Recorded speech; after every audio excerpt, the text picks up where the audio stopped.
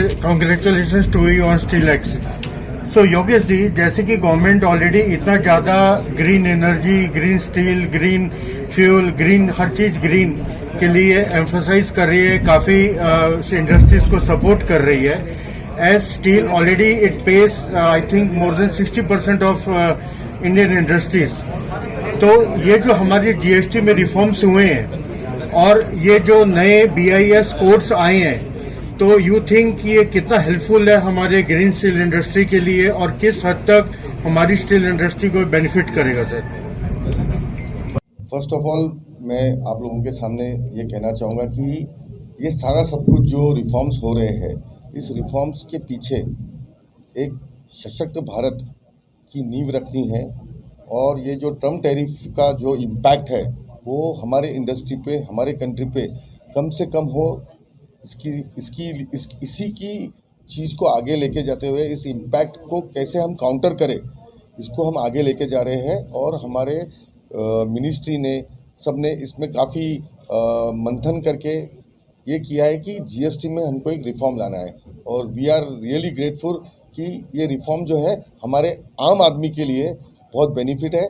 इसमें कॉस्टिंग काफ़ी कम होंगी, खपत ज़्यादा होंगी, इंडिया की खपत ज़्यादा होंगी, हमको एक्सपोर्ट के ऊपर डिपेंडेंसी जो है वो कम हो जाएगी.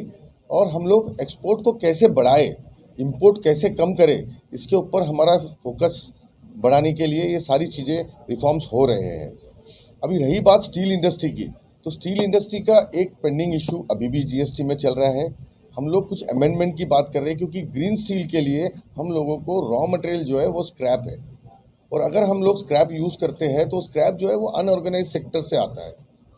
इस अनऑर्गेनाइज सेक्टर पे कंट्रोल हमारा नहीं हो सकता है.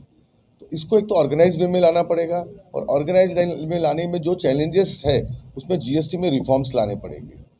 हमने बार बार ये जीएसटी कमेटी के पास हमारे विषय को हमने रखा है. और वी आर होपफुल कि आने वाले जो मीटिंग्स है उसमें जीएसटी रिफॉर्म्स के अंदर टैक्स कटौती की बात नहीं हो रही है. Tax whatever deduction has to be done, it is been taken care for other products, but steel doesn't want any tax deduction.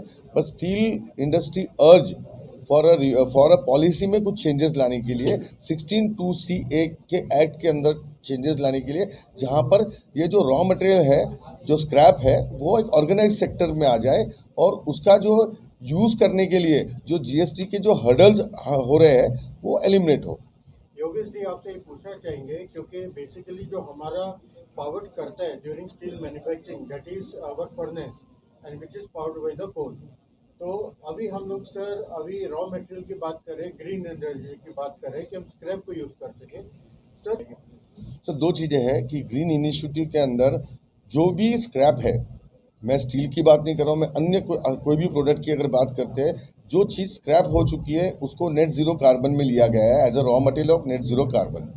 तो स्टील के अंदर भी जो स्क्रैप है उसको नेट ज़ीरो कार्बन में क्लासीफाइड कर चुके हैं. रही बात सेकेंड कि अगर हमको ग्रीन स्टील बनाना है या ग्रीन नेट ज़ीरो कार्बन पे पहुंचना है, तो हमारा जो फ्यूल है वो भी रिन्यू पावर के तहत होना चाहिए, या वो जो है कि उसमें कार्बन इमिशन ना हो, उस टाइप के पावर का यूज़ होना चाहिए. तो इसी के लिए जब भी विंड पावर हो गया, सोलार पावर हो गया, इसमें कन्वर्जन हो रहा है. जो normal conventional coal based power plants थे, उस जहाँ से वो पावर आती है कोल बेस्ड कोजन से, उसको हम कन्वर्ट करने जा रहे हैं रिन्यू पावर के तहत.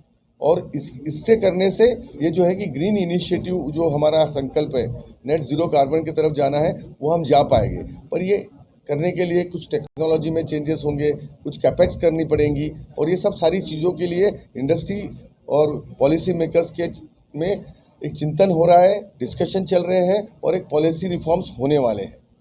इंडिया में क्या हो रहा था कि अभी तक सिर्फ बड़े स्टील प्लांट्स वालों को, जिसको हम प्राइमरी या मेन प्रोड्यूसर्स कहते हैं, जो 7-8 प्लेयर्स हैं, उन्हीं का ये हो रहा था. इस बार स्टील मिनिस्ट्री ने ये कहा कि भाई आप लोग 47% ऑफ द स्टील बनाते हो पर आपका रिकॉग्नाइजेशन नहीं है, क्यों नहीं आप सब इकट्ठा एक जगह आके अपने पॉलिसीज़ को, आपके इश्यूज़ को, और कैसे आपका प्रोडक्शन बढ़े, कैसे ये 47% से आगे बढ़े, ताकि वो इंडिया के स्टील मेकिंग में कंट्रीब्यूट करे, स्टील प्रोडक्शन में कंट्रीब्यूट करे, बढ़ोतरी में कंट्रीब्यूट करे. तो इसके लिए मिनिस्ट्री ने हमको ये निर्देश दिया कि एसोसिएशन लेवल पे काफ़ी काम होने चाहिए और एसोसिएशन विद नीस्ट जो है वो संस्था है जो स्टील मिनिस्ट्री के अंडर आती है। हमने ये रोड शो स्टार्ट किए। आज हम लास्ट 6 मंथ से रोड शो कर रहे हैं, हर क्लस्टर में जा रहे हैं और क्लस्टर में जब हम जाते हैं तो पता चलता है कि इतने सारे इंडस्ट्रीज है छोटे छोटे जो कि आते नहीं है या आना नहीं चाहते हैं।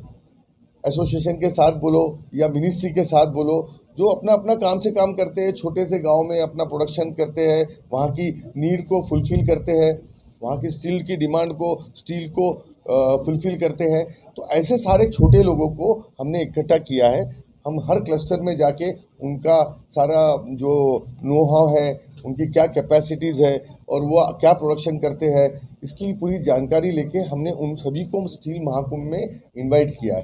तो इस कॉन्फ्रेंस को बहुत महत्व दिया गया है और स्टील मिनिस्ट्री की इस कॉन्फ्रेंस के द्वारा और हमारे स्टील मेंबर्स के तहत इस ड्राइव को net zero carbon green steel production इस ड्राइव को आगे लेके जाने की बात कर रहे हैं।